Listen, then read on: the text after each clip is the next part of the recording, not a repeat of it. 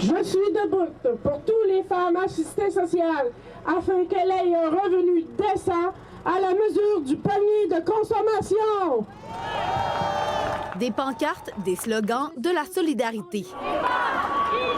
À Québec, des centaines de personnes ont marché aujourd'hui pour rappeler que la lutte pour les droits des femmes est loin d'être terminée. Bien, je suis très contente. En fait, ça fait du bien, hein? Mais derrière la solidarité, une inquiétude profonde. 7 féminicides depuis le début de l'année et une montée des discours masculinistes qui alarment les organisatrices. On est rendu à 7 féminicides depuis le début de l'année.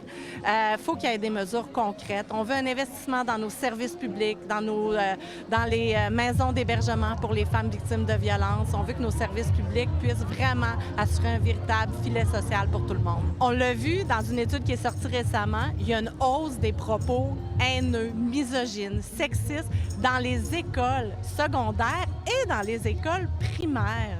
Donc, c'est à nous d'éduquer nos enfants. Moi, justement, c'est pour mes enfants. Fait que c'est ça, c'est pour que, tu sais, on puisse réfléchir un petit peu à ce qui est bon pour les générations futures. Donc, c'est ça, c'est pour ça que je suis là. Bien, on le sent parce qu'on travaille avec des jeunes, puis on fait beaucoup de prévention par rapport à ça. Mais oui, c'est présent, puis on peut pas s'asseoir sur ce qu'on a ici parce que c'est fragile.